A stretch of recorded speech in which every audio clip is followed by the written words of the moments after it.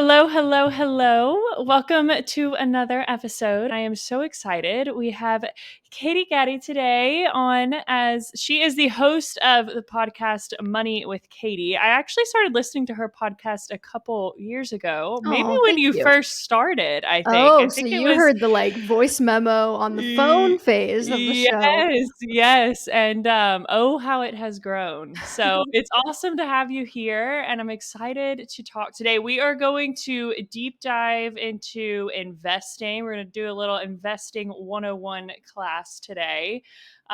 This is something I have always wanted to learn more about. I know I was having a conversation with some of my friends this past weekend, and it seems to be a theme of people around my age maybe that we want to know about it. We feel like we're financially ready to go there. Mhm. We just don't know where to start.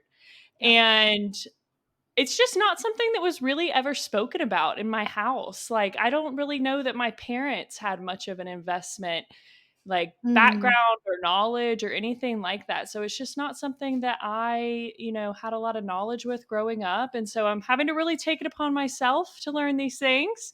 And hopefully we all learn something together today. So I'm excited to get started. I want to start with let's start with the basics, okay? So stocks, bonds, what does that mean? What does that look like? Let's start there.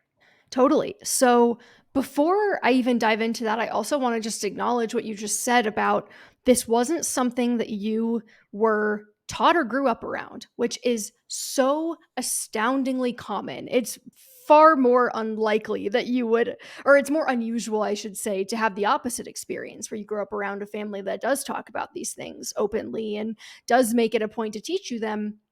And no one comes out of the womb just good with money, just knowing what to do. So I love that you Exactly. said, I have taken it upon myself to learn about them. That is really the first step. And we're going to get into later in this conversation, Madeline, who's really ready to start investing and who's not.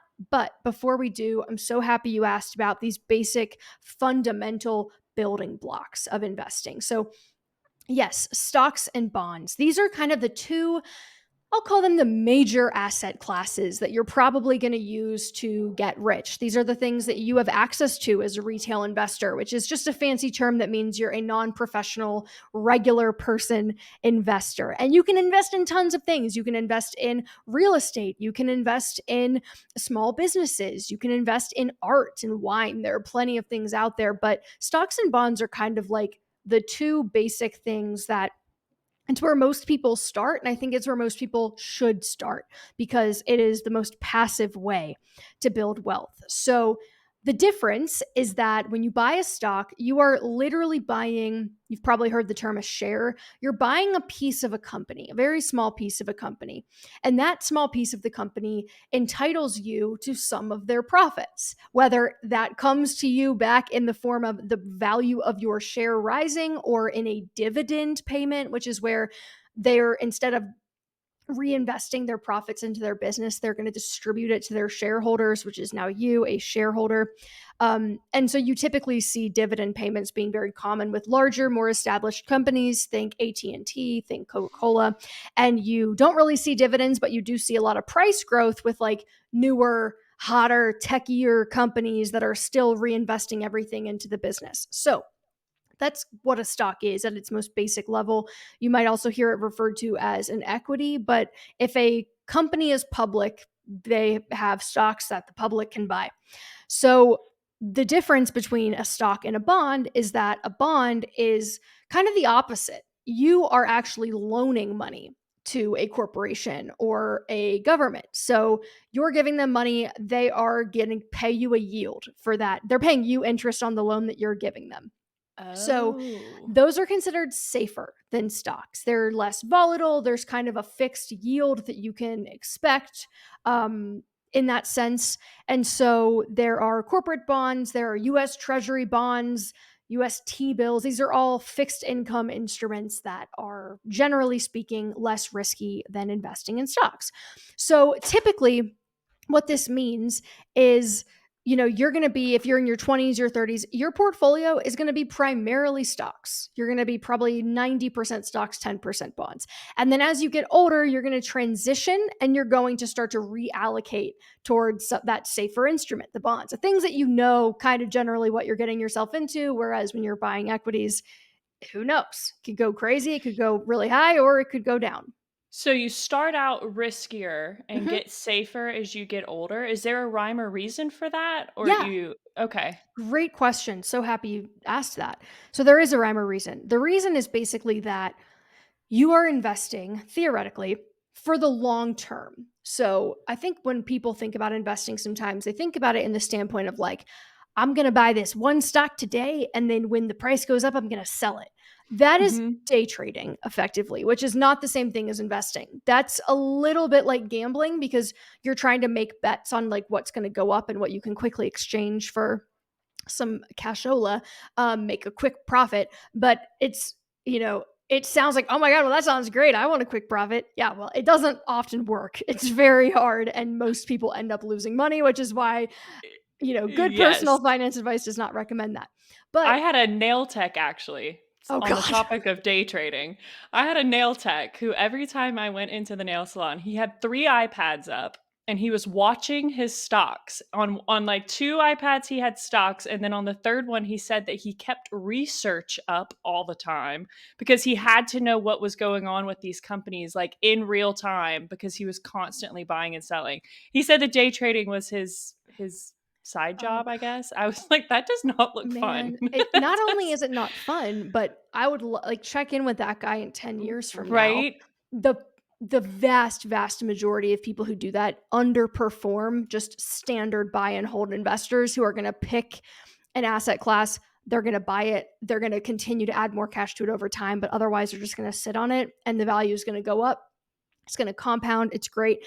But it's funny because I think there's this perception too with day trading that like, oh, well, if I'm constantly reading 10Ks and I'm always researching and it's like, no, fam, the information that you're getting, like the market makers on Wall Street had 2 weeks ago, like you're not going to get ahead of them. They're the ones that So are true. setting the prices. Like you're not going to beat them out. They've got the intel that's going to, in any case. So yeah, over time you're going to get safer because over time you're getting closer and closer to when you need the money. So you want to put less money at risk over time. When you're starting out, you want to be more aggressive so you can grow your wealth. But then as you're in your 50s, your 60s, your 70s, it's like, well, now I'm starting to actually use that money to live on because I'm not working anymore. I need that money to be there. I don't want to take a 30% haircut in a single day if there's a Mhm. crash. I want to get that money, that risk off the table and put it in things that I know for sure are going to generate a return that I'm comfortable with. But if you do that in your accumulation phase through your 20s and 30s, you don't end up accumulating enough money. So it's always that kind of risk reward balance of making smart, aggressive moves when you're young and then reallocating as you age.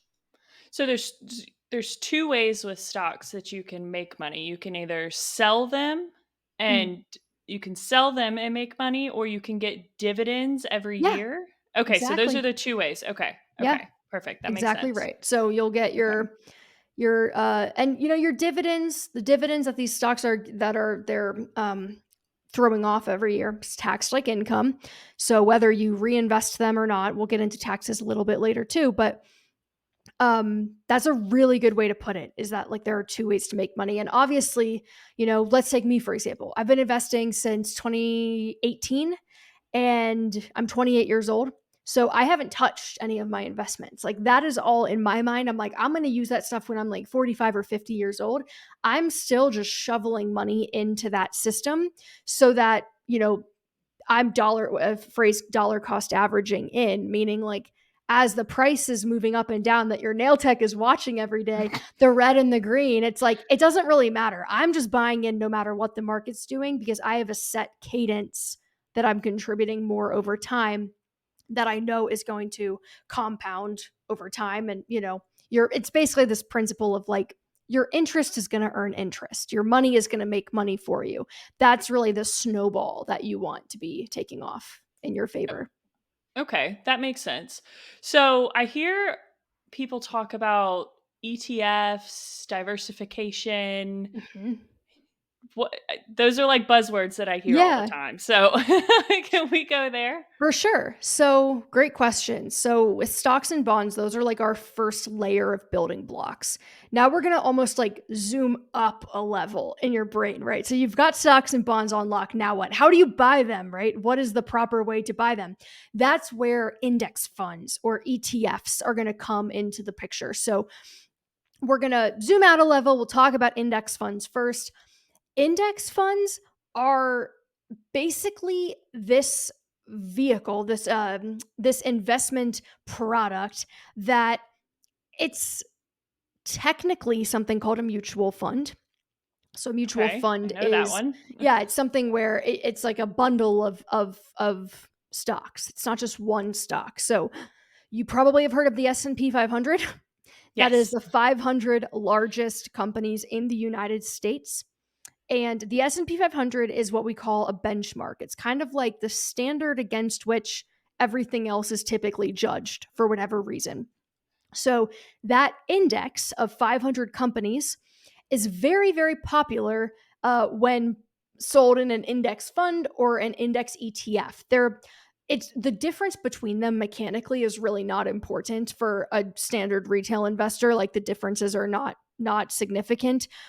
Technically, the only difference is that an ETF you can buy and sell throughout the day. Like there's it's being repriced throughout the day, whereas an index fund is just being priced. I think at close of business, it gets repriced once per day. But like for your standard buy and hold investor, that doesn't matter at all. So whether you want to buy index funds or index ETFs, take your pick. Kind of doesn't make a difference. But what they basically do is they say, okay, this index ETF is going to track the S&P 500. It's going to do whatever the S&P 500 is doing. So if you were to search on Google S&P 500, it's going to show you a chart and you can click, okay, last 3 months, last 6 months, last year to date, whatever. And an index fund that's built to track that is going to have incredibly similar performance.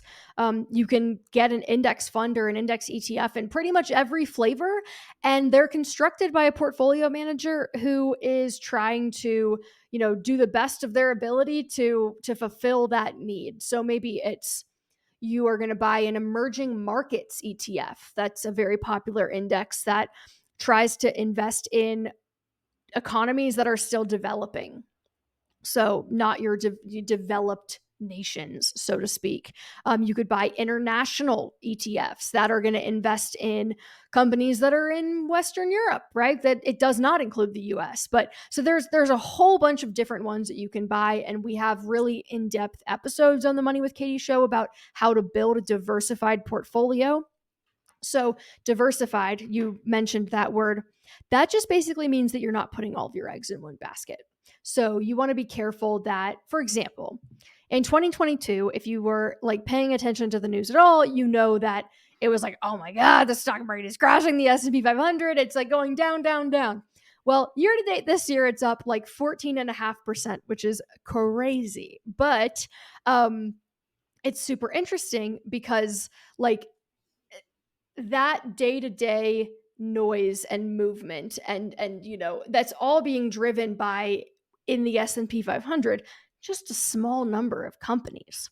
Like the very volatile movement in big tech, for example, has a Mhm. huge impact on what the S&P 500 does, because so much of the index is weighted toward those big tech companies. So like Facebook, I think at one point Apple was like 6% of the entire S&P 500. Like of all 500 companies represented in that ETF, Wow. it was like Apple had that big of an impact. So when Facebook lost, I think 26% of its value in a single day, that really was reflected in those funds that are, purport to be, oh, it's the 500 largest companies, or it's, the large companies in the US. Well, you get a lot of tech exposure that way.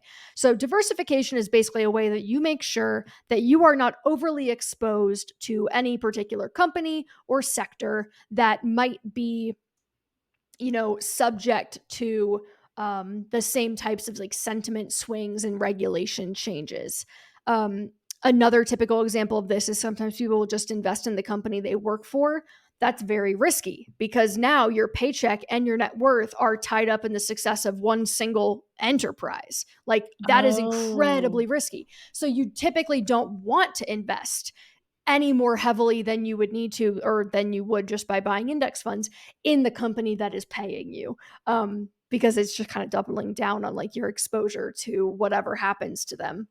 This was a that big makes perfect problem in sense. like the early 2000s, like Enron, Yes. WorldCom, those companies that went out of business, where the employees, like their entire retirement accounts was just like company stock, and so people were losing their jobs and their life savings like all at once. So anyway, that's kind of the diversification, like TLDR, is you want to spread those eggs out amongst a bunch of different baskets in case, some of them don't pan out for you. You're not concentrating all your risk in one bet.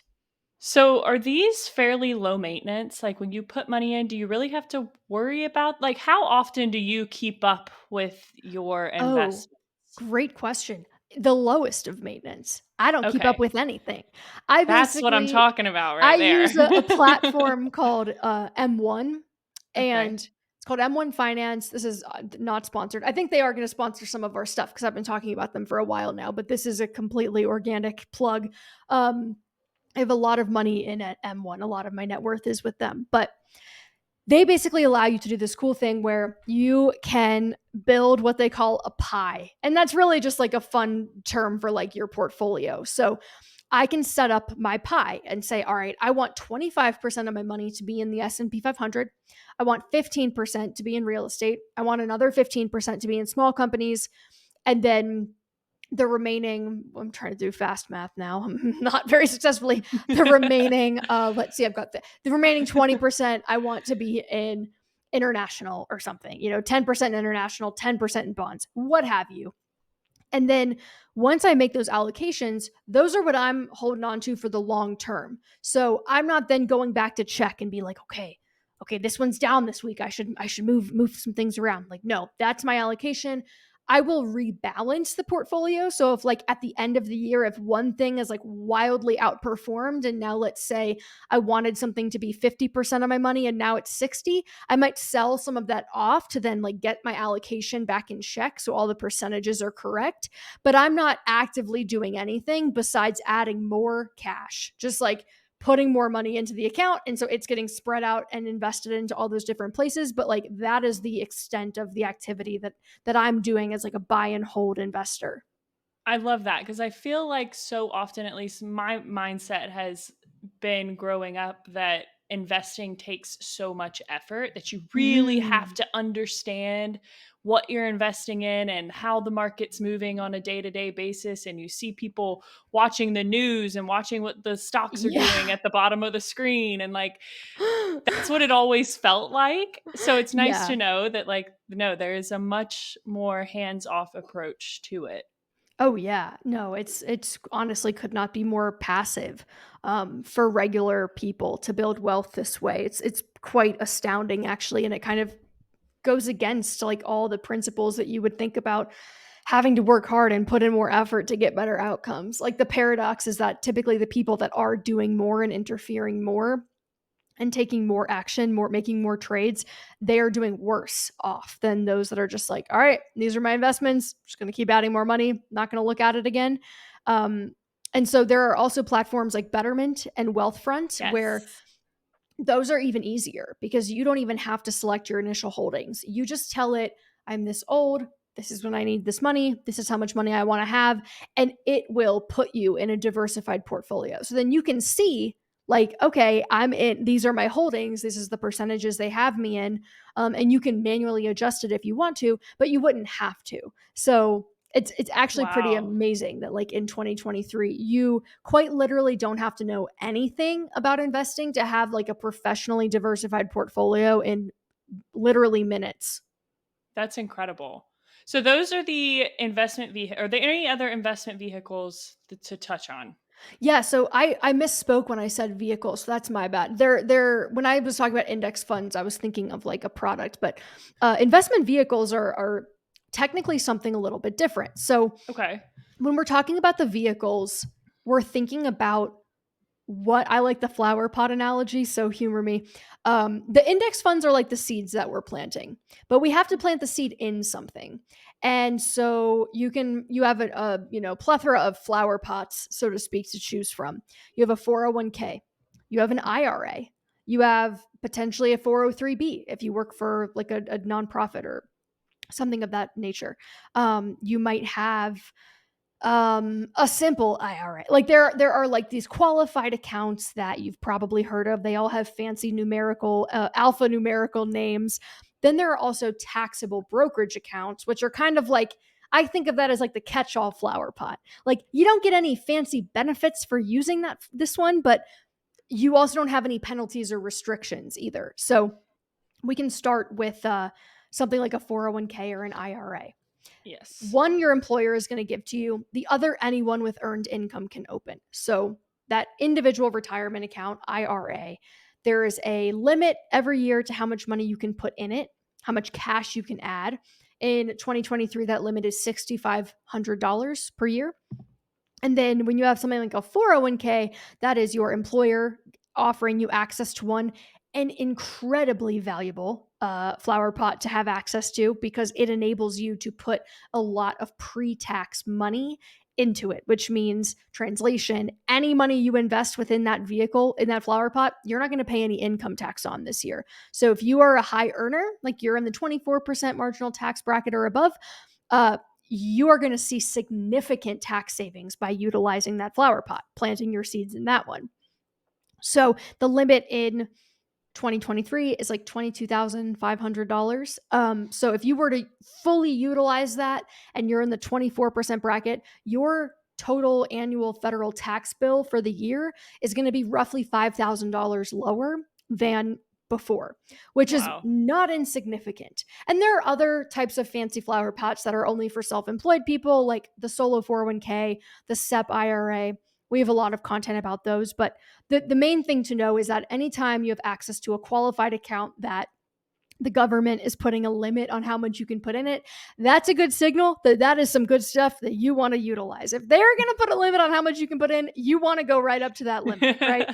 And then the taxable account, I think everyone should probably have too. That one's more flexible. There's no limits on how much you can invest. There's no limits on when you can take the money out, which makes it a really like favorable account for saving for longer term, larger goals. Like you want to buy a house in 10 years. It's like, all right, you should probably be investing in a brokerage account, um, in an allocation, a stock bond allocation that makes sense for that timeline. You probably don't want to be in 90 or 100% stocks, but you don't probably want to be doing that in a savings account because that money is not going to be growing. It's just going to be sitting there. So you want your money to be going to productive use for you. And if you want it to be productively useful for goals that you have that are closer than retirement, taxable brokerage account is a great option. So those are some of the vehicles that you have access to, and when you are investing in things like a 401k or an IRA, you're going to have the option to make pre-tax or traditional contributions or Roth contributions. So we already kind of touched on pre-tax, just means that you're going to get a tax break now. If you invest Roth contributions, you are going to use post-tax money, so no tax break for you right now, but every dollar in that account, and that's comprising those Roth contributions, it's fully yours. So all the growth is going to be tax free. You get to take it out tax free as tax free income in the future after you're 59 and a half. So I always like to recommend kind of splitting your efforts, doing a little bit of both. My personal favorite, it's definitely something to work your way up to. It took me years to be able to do both, but I would go fully traditional in my 401k to create that big tax break and then use the tax break to max out the IRA to turn around and put the full tax break in the Roth IRA. So I'm Oh. getting both, right? But I'm kind of like optimizing for taking as much of a tax break as I can up front and then turning around and getting the post tax dollars that way. Okay, that makes sense. That makes sense. So 401ks, I know you get penalized if you touch those before you retire, correct? Yeah, if you were to just like take a straight distribution from a 401k, you'd have to pay taxes on it if they're pre tax, and you'd also pay a 10% penalty. I will say, there are very kind of fancy footwork ways to access it without having to pay a penalty.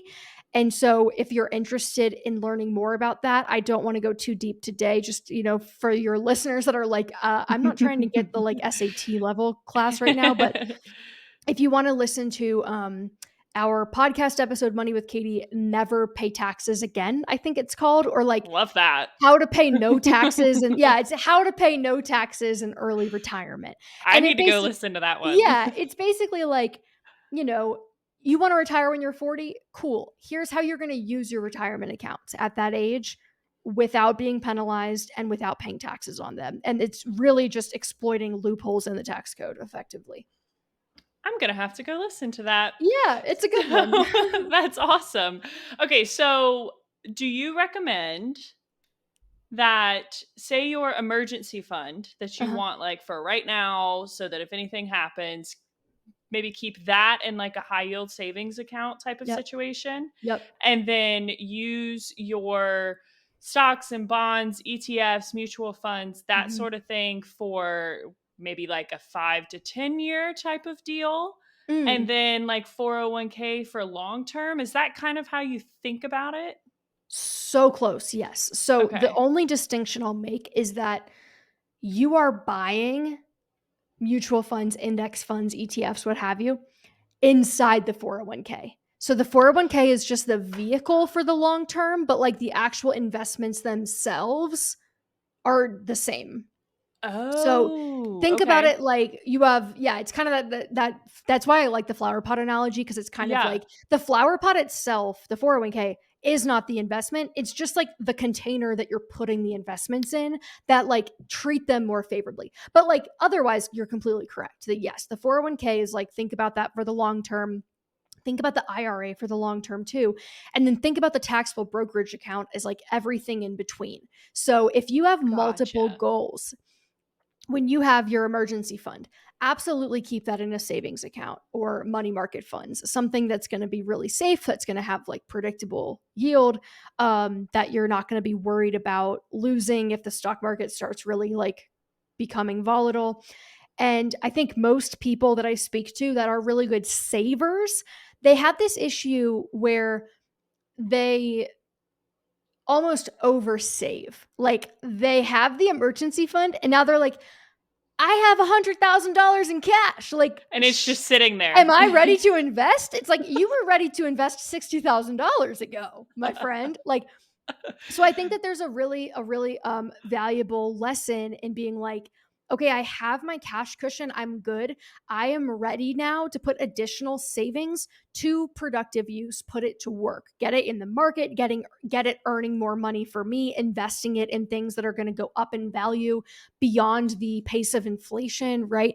And so for example, my executive producer Henna, she has this interesting, I always give her a hard time for it, she wouldn't mind me telling this story because I've told it on the show before with her, but she has this thing where, because she has been such a good saver for her entire life, she like needs to see the balance in her savings account going up every month. And she's like, if it's not going up, I feel like I'm not saving, even though she is contributing actively to these investment accounts.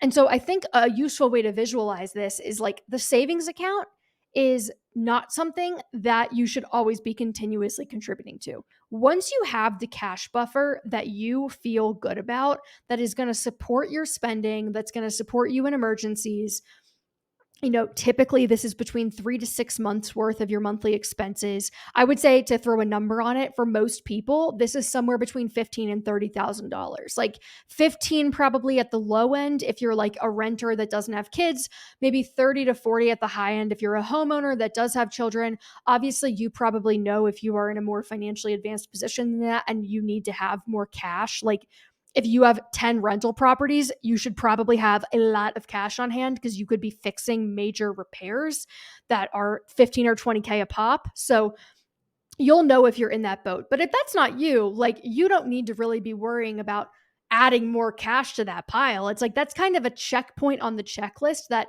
when it's done, it's done. Check it off, move on. And then every other dollar that you have to save is going toward one of those investment goals. It might be some of it's going to the 401k, some of it's going to the IRA, some of it's going to the taxable brokerage account. But what I like to do when I started investing was I started with one and then slowly layered them on. So I had like 12 or 15% of my paychecks going into the 401k. And then from my take home pay, I started contributing like $200 a month to a Roth IRA. And then over time, slowly worked over many months to get that up to where I was maxing it out. So then once that was maxed out, I was like, cool. I'm going to keep earning more. I'm going to keep working hard to like make sure my spending's in line. Now what? And once I had those two accounts pretty well up and running, then I opened the taxable account and I was like, okay, this is going to be another thing that I'm continuously contributing money to. So as my savings expanded every month and as I earned more and was capable of saving more money, it just meant I was turning up the dial on those investments that I already had. Versus I think how some people think about this, which is like, oh, well, I don't make enough money yet to invest. I'm going to wait. Like that mentality is so damaging, but because it's so easy, it's so tempting to fall into that trap of like, oh, well, I'll invest when I make more. Like I told myself that for years. And then Mhm. I finally was like, oh, yeah, that's never going to happen. Like I got to just like start small. And then, as I'm able to add more, up the ante. But you kind of want to start with whatever, even if it's like $10 a month. Like you want to get the habit going. I was just about to say, like, is there anything wrong with just doing as much as you can? Do you think that you need to have your emergency fund funded in full before you Mm. start investing anything? No, I don't think Okay. so. I think, for example, the 401k, a lot of employers will do a match, which is a Yes. 100% return on your money. So even if you have debt, even if you don't have a fully stocked emergency fund, I would still be contributing at least up to that match into the 401k. And beyond that, I think if you're someone who like maybe you have 3 months of expenses saved, but you want to get to six, you can do those. You can, attack those goals in parallel. You can continue to contribute money every month to your emergency fund until it gets back up to the level you want it to be while you are starting to invest. I think the only time that I would be like, yeah, you need to wait is if you have credit card debt. That's really the only time that I'd be like, yeah, the interest rate on your credit card debt or other like variable rate consumer debt, it's going to be so high that the interest that you're paying on it is going to be accruing faster than any returns you could be generating in the market or like somewhere else. So that is the only case where I'd be like, no, no, no, you got to knock that out first and then focus on this. But I don't think that you'd have to have a perfectly fully funded emergency fund before you begin contributing to something like a 401k, especially. Because it's just such a long-term valuable wealth building tool, and especially if you have a match, it's like the tax break, the match, like there's a lot Why happening wouldn't you? there that just like Mhm. makes it a no-brainer. Mhm. Okay, that makes sense. It's good to hear you say that credit card debt is first. And I've heard that over and over again that like is really priority number 1. That if you've Mhm. gotten yourself into that hole, take care of that first Mhm. and then start building wealth after that. Yeah. But okay, that makes sense. So that's kind of how you know if you're ready to start investing Mhm. is okay. If I you've would taken say, care of your debt, yeah. yeah, it's like you can have some debt. I mean, like a car note Yeah. or, a mortgage or a student loans. Like there are lots of debts that like, your Just rate part of is life. probably like 8, 7 lower, like Yeah. anything in that realm, especially if you took it out a couple of years ago when interest rates were extremely low. Like if anyone listening to this has a mortgage that they have a 3% rate on, you made the freaking deal of your life. I would not pay that back you could not pay Holding on me to that to one. pay it back faster, right? You have a cheap ass debt. So I definitely think like debt is certainly should not preclude you from investing. Only that one type.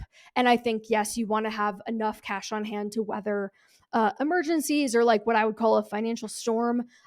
Simply because you don't want to have to be tapping into those investments or finding yourself in a position where you're having to put something on a credit card because you're like, ah, I can't. all my Yeah. money is tied up in this thing I can't touch. Like, oops. So I think that that's kind of the reason why people say you want to get the emergency fund locked and loaded first, or at least like well on its way. That makes sense. Okay, that makes sense. So we touched. You briefly mentioned taxes and tax Yeah. liability, and I hear about this all the time with dividends, having to pay Mhm. taxes on that. Correct. So can you kind of explain that to me? Yeah, I'd love to start with a horror story just so I can Love dissuade everyone that. from day trading. So, okay, if everyone remembers in 2021, that was the year that like crypto and meme stocks really popped off. And so you had people that were making tons, tons of money on these like ludicrous once in a lifetime like flukes, basically, which was basically like collusion and insider trading, but Yes, we won't get into that. we You won't know, go we there. won't go there. But the point is, people that were very inexperienced investors, um, got in on the action, maybe had a large gains. So let's say, you got GameStop, you made 40 grand on GameStop over like a $500 investment. So you're riding high. You're like, hell yeah. You cash out, you have $39,500 worth of capital gains, which is basically the difference between what you put in and what you got out. The government looks at the difference and is like, okay, that's income now. If you realized the gains by selling and locking in that gain, um, you have to pay us taxes on that. Now, if the gains are long term, which means you held them for 365 days or more, just a year, that's the threshold over which they become long term gains. The capital gains, tax rates on long term gains are far more favorable. So you're going to be looking at probably somewhere in the 15 to 20% range, just a lot better. But if you did that little maneuver in a 3-month time span, now you have short term capital gains, and those are taxed at your marginal tax rate as if they are earned income. So, the important thing to know though is that a lot of these traders didn't know they were going to have to pay taxes on it at all in any form.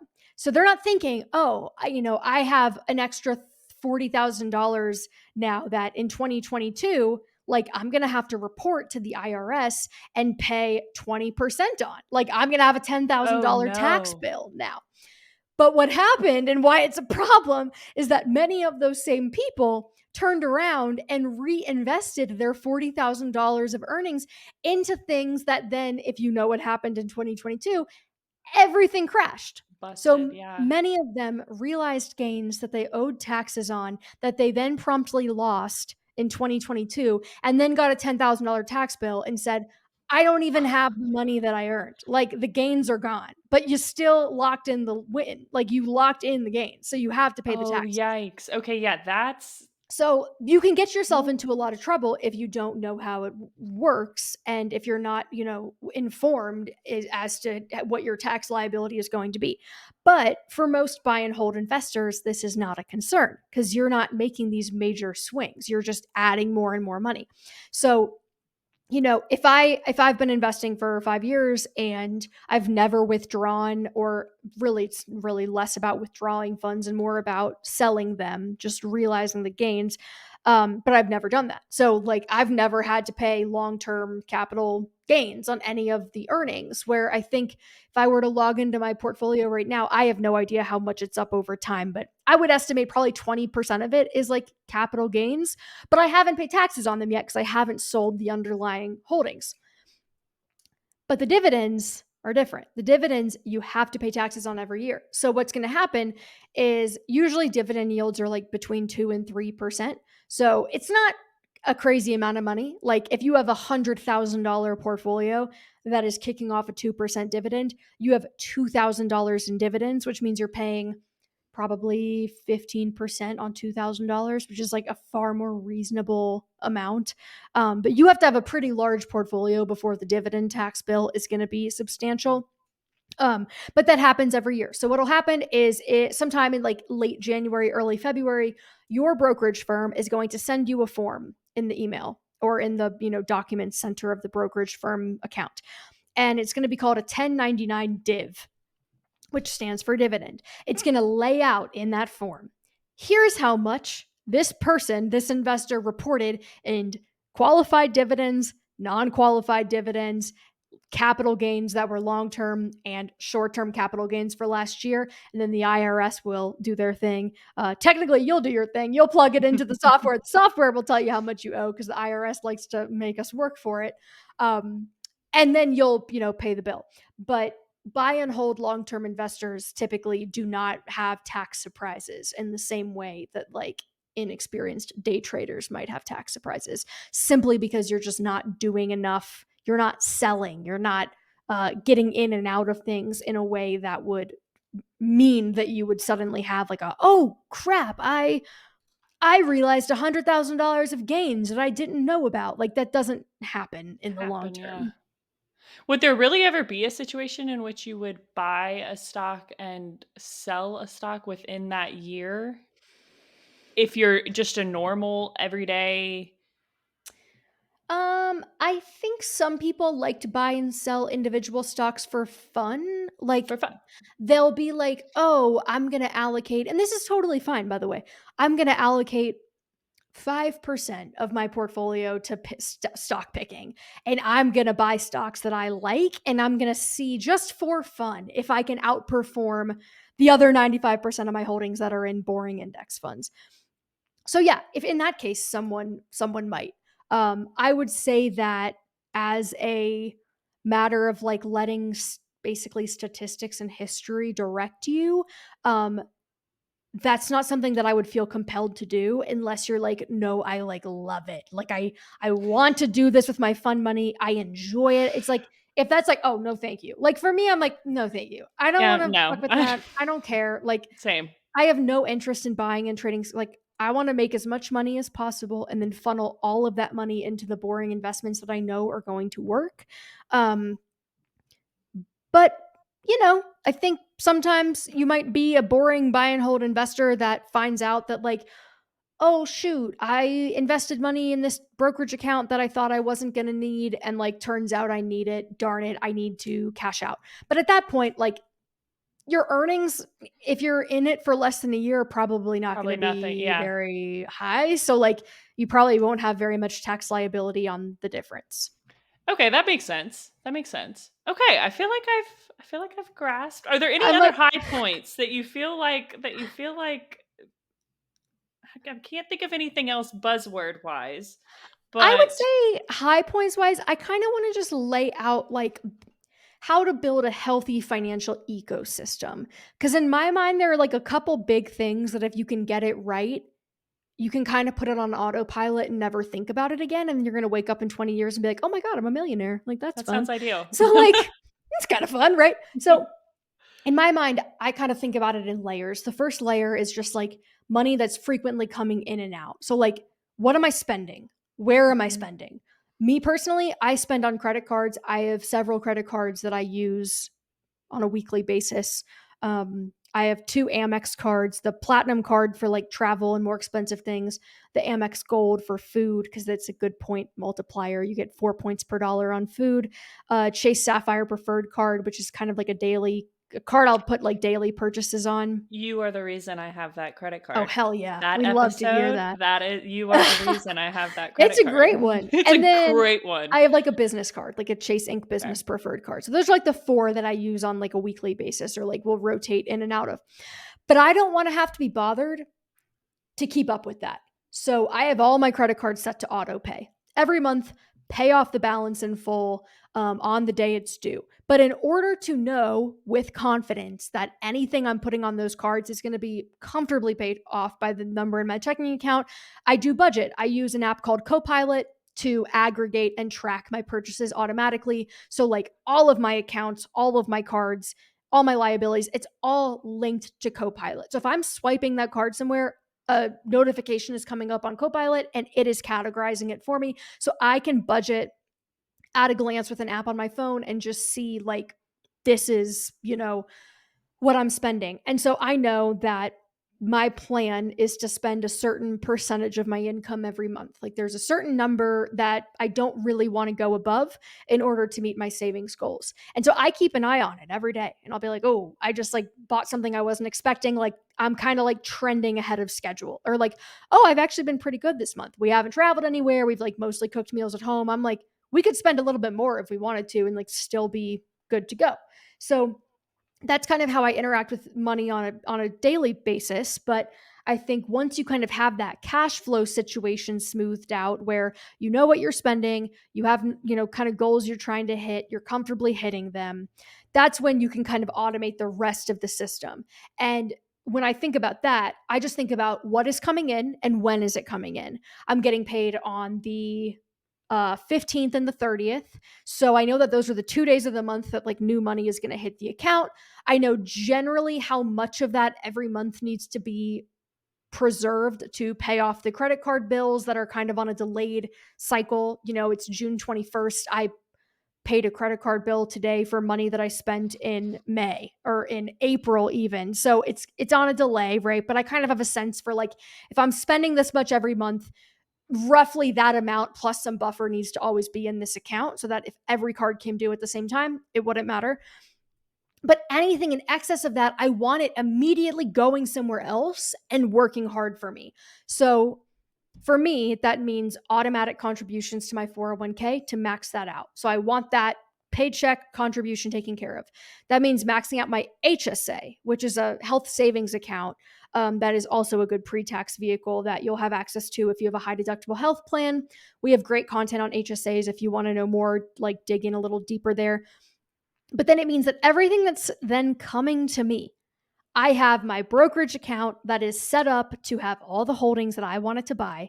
So whether you do that in a Betterment or a Wealthfront or an M1 Finance, or you even go directly to like a Vanguard or a Fidelity, and you have it set to automatically invest any new cash in these specific ETFs or index funds, I want to make sure that on the last day of the month, I'm in that checking account and I'm like, okay, cool. Like what is above and beyond the number that needs to be in here for credit cards? That's the amount that is getting automatically transferred like clockwork into that brokerage account. So it's like once a month that I'm moving that money over. But I would say that that's kind of like a high level routine where you're, not looking at the checking account to be like, can I afford this? It's like if you're looking at the number in your checking account to decide if you can afford something, you've lost the game. Like you Mhm. got it. The plan has to be more proactive than that. And that takes practice. Like there were years of my life where I would just be like, yeah, that number looks good. We're winging it. Screw it. Yep. Like let's swipe, insert, We'll deal tap. with this Like, later. yeah, this is a problem for next month, Katie. Yes. Literally years of my life that I lived that way. And I cannot tell you how stressful that is. Like, if you are in that phase, you know that that is stressful. That does not feel good. Like, that does not feel like you're in control. That feels like that credit card and that checking account is controlling you.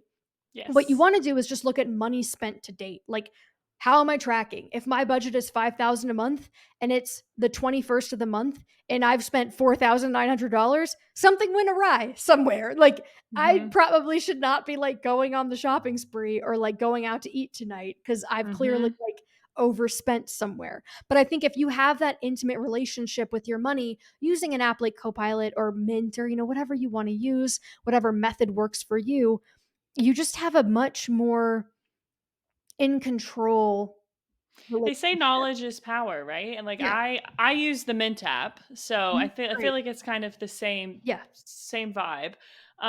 But it's nice. I get alerts. So I have my budget set for each category. I get alerts when I'm nearing that. I get alerts when my credit score has changed. I get alerts for Yeah. everything. Yeah. So it at least keeps it front of mind and Mhm. keeps it's not something I can just forget about until the credit card bill is due and then I'm Mhm. like yeah, probably Oh, I could have used to chilled on that literally, category. like, I would get my Discover statement, and I would see the number at the top, and I would go, "Oh my god, I've been defrauded," like, every Yes. single month, and then I would sit there and line by line be like, "Someone has my Yes. card," and then I'd be like, "Oh, no, wait, That's that was me. me. Oh, that I was have also my me. card. Oh, I forgot about that."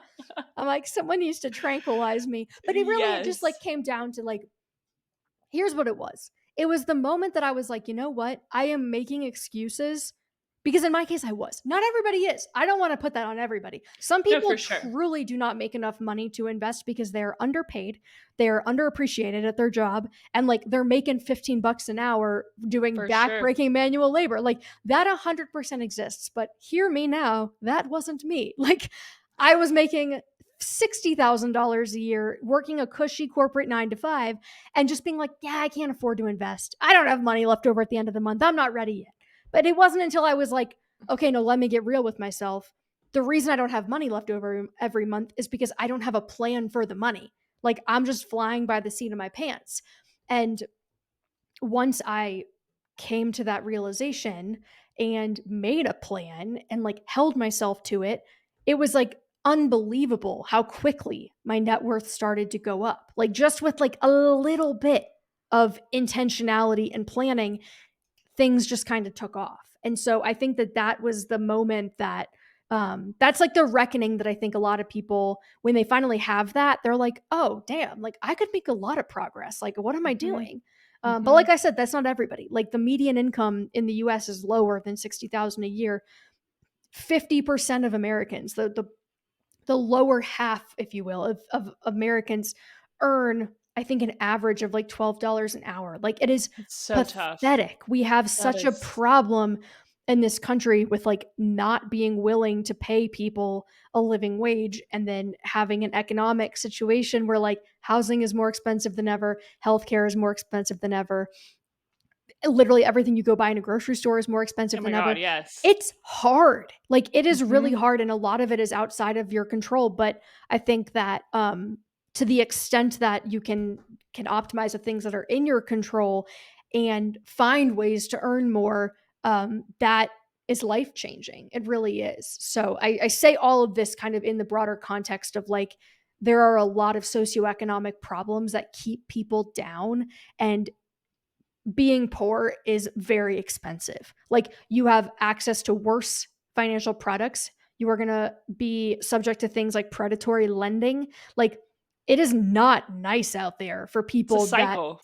it is a cycle. So if Mhm. someone is listening to this and is in that cycle, that is not your fault. So I don't mean to minimize this, just that, for me, I was not in that cycle. It was I was in a prison of my own making in my Yes. case. And so I think if you know that that's you, there are steps you can take. 100%. This has been awesome. Oh, good. I feel like I have an understanding. I feel like I have some like some courage to go and like do it on my own and download some Good. apps and investigate, and I appreciate the broad view, but also getting a little bit deeper and drilling down on some things and really going there. So that was awesome. Oh, good. I have listened to many an episode on your podcast, and I highly recommend that if any of you listeners want to dig deeper on anything financial financially related, and honestly beyond that, there's so many different topics that you cover on your podcast, Thank Money with you. Katie. So highly recommend that. I'm telling you, the travel credit card episode had me by the throat. I have like I was like, this is how I'm about to travel for the next 2 years for free. I'm I'm getting all so of the happy to hear cards. that. Oh, It good. was Well, so thanks for good. having me, Madeline. This was a Yeah, no, pleasure. this was awesome. Thank you so much. So, yes, y'all be sure to tune into Money with Katie. Be sure to get yourself educated. Knowledge is power. And this has been awesome. And I will see all of y'all back next week.